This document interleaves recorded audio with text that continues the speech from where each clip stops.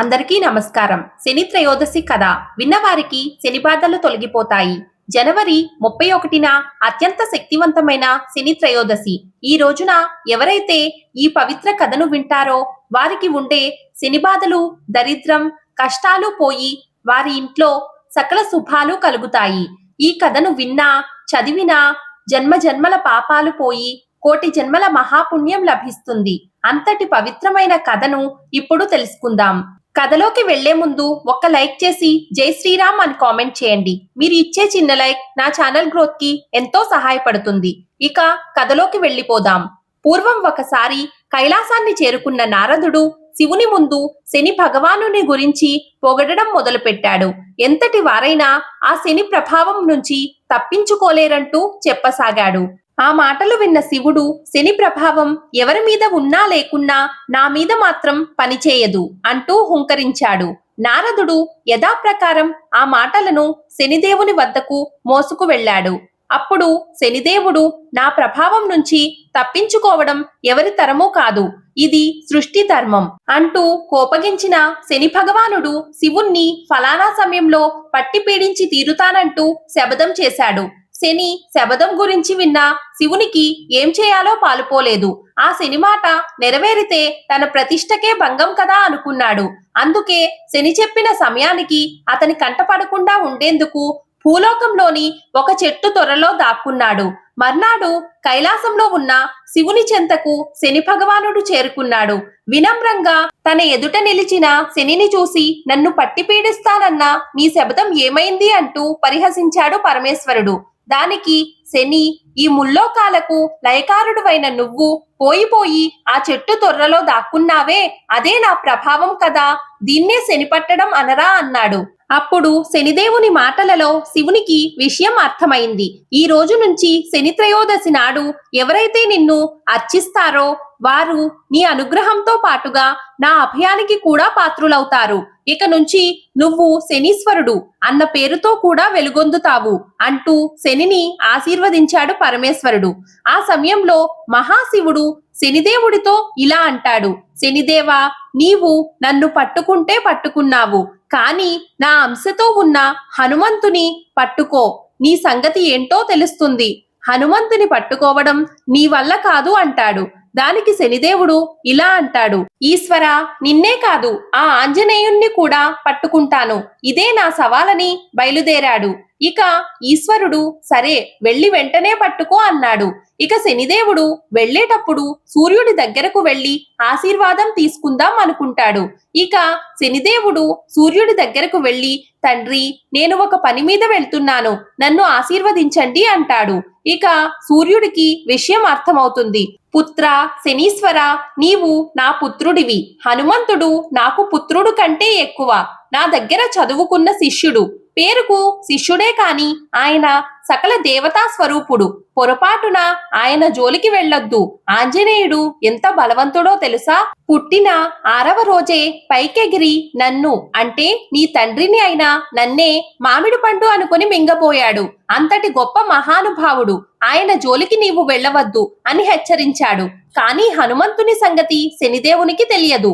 ఇక శనిదేవుడు, తండ్రి, నీవు దీవించకపోయినా నేను వెళ్లి హనుమంతుని పట్టుకుంటాను అని వెళ్ళాడు.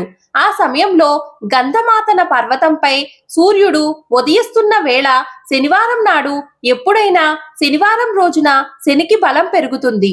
ఆయన ఆంజనేయుణ్ణి పట్టుకోవడానికి వచ్చాడు.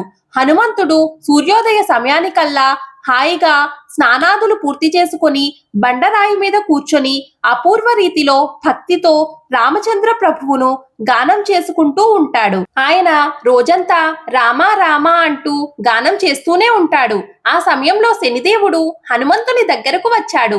అక్కడికి వచ్చి, ఆంజనేయ, బాగున్నావా అంటాడు. ఆంజనేయుడు శనివైపు చూసి, ఓ గురుపుత్ర, ఇలా వచ్చావేమిటి అని అడిగాడు.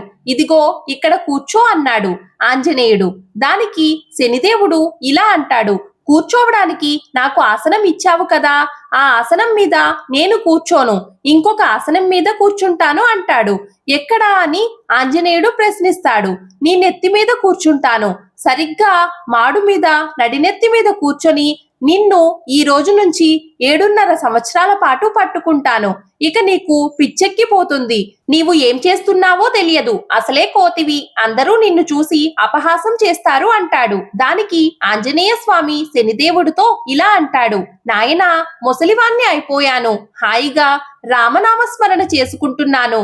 భార్య, కుటుంబం ఇటువంటి బంధాలకు అతీతంగా ఏదో రామా రామా అని బ్రతుకుతూ ఉంటే ఎందుకు ఈ ప్రశాంత వాతావరణంలోకి వచ్చి నన్ను పట్టుకోవడం?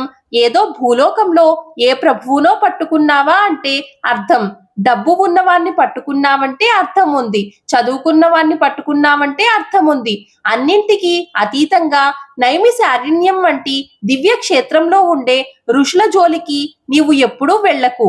పోనీ ఋషుల జోలికి వెళ్తే వారు మానవులు, మేము వానరులం. ఈ గంధమాదన పర్వతంలో రోజు రామనామ స్మరణతో బ్రతుకుతున్నాను. నా మాట విని వదిలేయి అన్నాడు. దానికి శనిదేవుడు ఇలా అంటాడు. లేదు, నాకు ఇప్పుడు విజయం పొంది తీరాలి అనే ఒక కోరిక కలిగింది. శివుడితోటి నేను సవాలు చేసి వచ్చాను.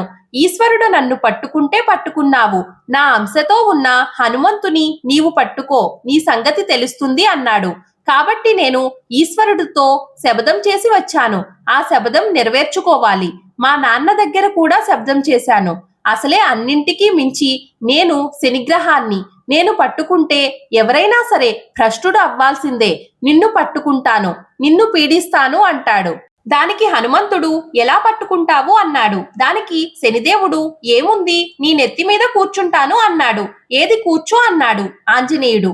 హనుమంతుడు ఎప్పుడైనా సరే జపం చేసేటప్పుడు రామచంద్ర ప్రభువు ఇచ్చిన కిరీటం పెట్టుకుంటాడు. కిరీటం తీసి కూర్చో అంటాడు. వెంటనే శనిదేవుడు పైకి ఎగిరి మాడు మీద కూర్చున్నాడు. పక్కనే పెద్ద బండరాయి ఉంది. ఆ బండరాయిని తీసి దాని మీద శ్రీరామ అని రాసి జై శ్రీరామ్ అని ఆ రాయిని నెత్తి మీద పెట్టుకొని ఒక్క నొక్కు నొక్కాడు ఆంజనేయుడు. ఇక శనిదేవుడికి ఊపిరాడక ఉక్కిరి బిక్కిరి అయిపోయాడు. ఎముకలు నుజ్జు నుజ్జు అయ్యాయి. అసలే హనుమంతుడి తల కఠినమైన గండశిలలా ఉంది. దాని మీద మరో శిల 2 రాళ్ల మధ్యలో ఇరుక్కుపోయాడు శనిదేవుడు. ఇక ఆంజనేయుడు తోకతో ఆ రాయిని ఇంకొకసారి అదిమి జై శ్రీరామ అన్నాడు. ఇక శనిదేవుడు ఆయాసంతో మాట్లాడుతూ ఆంజనేయ ఆంజనేయ అన్నాడు.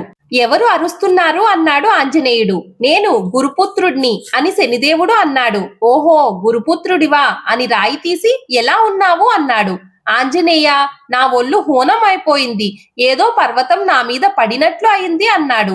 దానికి ఆంజనేయుడు ఏదో తపస్సు చేసుకుంటున్నాను, రామ రామ అంటూ జపం చేసుకుంటూ ఉంటే నీవే వచ్చి నా నెత్తి మీద కూర్చున్నావు అన్నాడు ఆంజనేయుడు.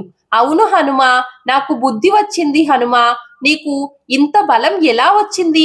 నీవు రాతితో నొక్కావా లేదా ఏదైనా ప్రత్యేకమైన ధాతువుతో నొక్కావా అన్నాడు. లేదు శని, నేను రాతితో నొక్కాను అన్నాడు. దానికి శని ఇలా అన్నాడు. బండరాళ్ళు నాకు లెక్కలేదు. రాళ్లను ఎత్తి అవతల పారేస్తాను. కానీ నీ నెత్తికి రాతికి మధ్యలో నా శరీరం ఇంతగా నలిగిపోయింది. ఎక్కడి నుంచి వచ్చింది ఈ వరం నీకు అని అడిగాడు. దానికి హనుమంతుడు ఇదే నా రామనామస్మరణ ప్రభావం. రామ రామ అని జపించే వారికి శని ప్రభావాలు ఎక్కడి నుంచి ఉంటాయి? ఏ ప్రభావము నన్ను ఏమీ చేయలేదు అంటాడు. రామ రామ అని నిరంతరం జపించే వారికి ఎవరి వల్ల భయం ఉండదని ఎప్పుడో ప్రహ్లాద కుమారుడు చెప్పాడు కదా. ఎవరు రామనామాన్ని భక్తితో చేస్తారో వాడిని ఏ గ్రహాలు కూడా ఏమీ చేయలేవు. గ్రహాలన్నీ అలాంటి వారికి అనుకూలిస్తాయి అంటాడు. దానికి శని భగవానుడు ఇలా అంటాడు. హనుమ, ఎవరైతే రామనామస్మరణ చేస్తారో వారి దరిదాపుల్లోకి కూడా నేను వెళ్ళలేను అని చెప్పి హనుమకు నమస్కరించి బయలుదేరుతాడు. కొంత దూరం వెళ్ళాక సూర్య భగవానుడు ఉపాసనతో శనిదేవుడు కోలుకున్నాడు. కాబట్టి రామ రామ అని నిత్యం జపించే వారికి అన్ని విజయాలే వర్తిస్తాయి. ఎలాంటి శని బాధలు బాధించవు, ఎలాంటి గ్రహపీడలు పీడించవు. అలాంటి వారు ఈ భూమి మీద శాశ్వతంగా భోగాలు అనుభవించి చివరికి స్వర్గాన్ని పొందుతారు. ఈ పవిత్ర కథను విన్నా, చెప్పినా, చదివినా జన్మల పాపాలు పోతాయి. చూశారు కదండి, ఈ రోజు మనం శని త్రయోదశి కథ గురించి తెలుసుకున్నాం కదా. ఈ వీడియో మీకు నచ్చినట్లయితే ఒక్క లైక్ చేసి నా ఛానల్ని సపోర్ట్ చేయండి. ఇంకా మరెన్నో ఇంట్రెస్టింగ్ వీడియోల కోసం నా ఛానల్ని సబ్స్క్రైబ్ చేసుకోండి. అలాగే పక్కనే ఉన్న బెల్ ఐకాన్ని క్లిక్ చేసినట్లయితే నా లేటెస్ట్ వీడియోస్ మీ వరకు వస్తాయి.